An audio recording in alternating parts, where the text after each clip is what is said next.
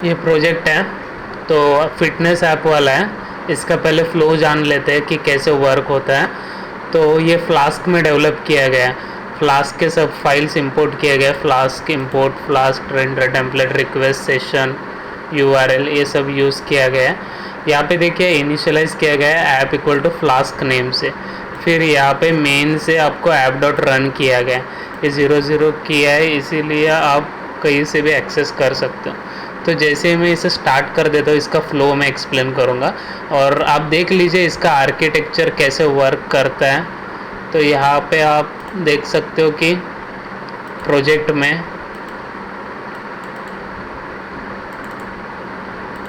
यहाँ पे fitness app है, यहाँ पे टेम्पलेट फोल्डर है, यहाँ पे सब HTML फाइल मिलेंगे आपको। फिर स्टैटिक फोल्डर में CSS, इमेजेस, JS सब होता है। तो आप देख सकते हो यहाँ पे स्टोर किया गया, तो ये टेम्पलेट में से कॉल करके वहीं पर उठाया जाता है। तो जैसे ही आप ऐप डॉट रन करते हो, लोकलहोस्ट 5000 जो फ्लास्क का बाय डिफ़ॉल्ट पोर्ट है, तो उसे रन करने के बाद आपका ये UI आ जाता है। अभी ये क्यों आया, क्योंकि देखिए यहाँ पे स्लैश होता है, एक इनडायरेक्टली स्लैश है, तो वो स्लैश वाला वैल्यू आपको यहाँ पे सर्च करना है। तो स्लैश आपको कहाँ पर मिलेगा, यहाँ पे देख सकते हो आप, स्लैश आपका है इंडेक्स के साथ, तो index.html। तो टेम्पलेट्स में जाओगे, यहाँ पे टेम्पलेट्स में index.html देखोगे, तो यहाँ पर जो चीज़ लिखा गया है, जो कोड लिखा गया है, वो आपको यहाँ पर मिल रहा है। उसके बाद लॉगिन पे क्लिक करने के बाद देखो यहाँ पे लॉगिन पे जैसे मैं क्लिक करता हूँ तो लॉगिन पे जा रहा है स्लैश लॉगिन। तो अगर कोड में स्लैश लॉगिन ढूंढोगे आप, Ctrl+F लॉगिन ढूंढोगे, तो स्लैश लॉगिन देखिए यहाँ पर है। तो यहाँ पर ये क्या कर रहा है, मोबाइल नंबर और पासवर्ड एक्सेप्ट कर रहा है, फिर वेरीफाई कर रहा है, फिर जाके आपका डेटा। इस तरीके से ये फॉर्म सबमिशन चलता है आपका। तो यहाँ पे जैसे आप अभी ये नेक्स्ट गया फॉर प्रेडिक्शन पे, फिर फॉर प्रेडिक्शन सर्च करना है। यहाँ से देखिए लॉगिन करने के बाद ही वो जाता है फॉर प्रेडिक्शन को। तो यहाँ पे सर्च करोगे फॉर प्रेडिक्शन को कॉल दिया गया, फिर फॉर प्रेडिक्शन में से फॉर prediction.html जो कि टेम्पलेट्स फोल्डर में है। यहाँ पे देखिए फॉर प्रेडिक्शन टेम्पलेट्स फोल्डर में है।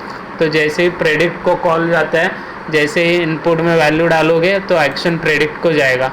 तो ये वैल्यू इनपुट में डालने के बाद आपको देखिए यहाँ पे ये सब डालने के बाद फिर प्रेडिक्ट को कॉल जाता है।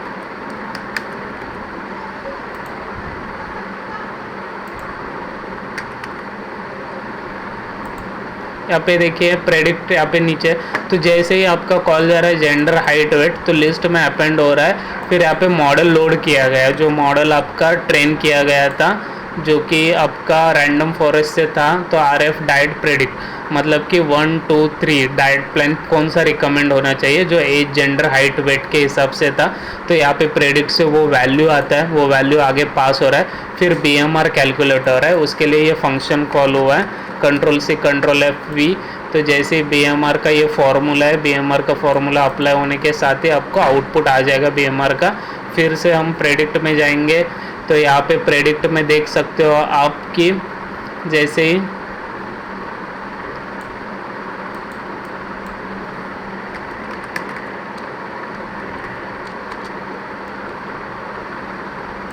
तो जैसे प्रेडिक्ट में जाता है डेटा, यहाँ पे जैसे आया वैल्यू आया, यूज़र का इन्फो है, कैलकुलेट एक्टिविटी, लाइट अगर है या गेन करना है, लूज़ करना है, वेट, तो इस तरीके से वो वैल्यू आपको जाएगा। जैसे अभी आगे तो ये कैलोरी रिक्वायरमेंट ले रहा है, फिर कैलोरी रिक्वायरमेंट आपका डिस्प्ले करेगा। जैसे ये आता है ये डेटा में से, तो देखिए सिलेक्ट चॉइस, वेज, एलर्जीज, फिर हार्ट, फिर यहाँ से वैल्यू जाता है। अगर वैल्यू आपका जिस तरीके से है वो वैल्यू प्रेडिक्शन के लिए गया, फिर यहाँ पे BMR कैलकुलेट होता है, इनपुट में जाएगा रेंडर टेम्पलेट डेली रिक्वायरमेंट है। तो आपकी जो चीज़ है रेंडर टेम्पलेट डिस्प्ले रिजल्ट.html को कॉल जाएगा। डिस्प्ले रिजल्ट HTML में देखिए वे ये चीज़ आ रहा है। फिर यहाँ से जैसे इनपुट में डालोगे तो यूज़र चॉइस में कॉल जाएगा। फिर यूज़र चॉइस में जाने के बाद आप देख सकते हो कि यहाँ पे आपका जो डाइट है, एलर्जी है, डिसीज़ है, सब यहाँ पे वैल्यू, फिर कैलकुलेट एक्टिविटी, फिर यहाँ से आपका जो चॉइस है उससे आपको गेन लूज़ करना है, वेट लूज़ करना है, इस तरीके से आपको ये लाइट जो है ये आपका बाय डिफ़ॉल्ट हमने रखा है इसलिए क्योंकि ये एक्टिविटी लाइट है, मतलब कि इंसान ज़्यादा मेहनत नहीं कर रहा है, उस तरीके से हमने यहाँ पे कैलकुलेट किया है। तो यहाँ पे कैलोरी रिक्वायरमेंट आ जाता है उसका, अगर उसको लूज़ करना है वेट तो उसका डेली कैलोरी रिक्वायरमेंट अलग होगा, अगर उसको गेन करना है तो उसका डेली कैलोरी रिक्वायरमेंट अलग होगा। उस फार्मूला से आप देख सकते हो गेन लूज़ और वेट। तो यहाँ पे क्लिक करने के बाद आप जा सकते हो एक्टिविटी लेवल क्या है उसका, एक्टिविटी लेवल अगर है तो वो +500 +1000 ये स्टैंडर्ड है, इस तरीके से ही चलता है। तो लूज़ करना है वेट तो उसका डेली कैलोरी रिक्वायरमेंट जो है प्रेडिक्शन का वो अलग रहेगा, उसका एक्चुअल डेली कैलोरी रिक्वायरमेंट 1000 हो सकता है, लेकिन उसको अगर वेट लूज़ करना है तो उसने कंज्यूम करना चाहिए सिर्फ 500। तो इस तरीके से वो कोड लिखा गया है। तो जो प्रोटीन का रिक्वायरमेंट है वो इतने परसेंटेज में चलता है, कार्बोहाइड्रेट का रिक्वायरमेंट इतने और फैट्स का रिक्वायरमेंट इतने। तो इस तरीके से आपका डिस्प्ले कैलोरीज .html फाइल। फिर उसके बाद आता है जनरेट प्लान पे।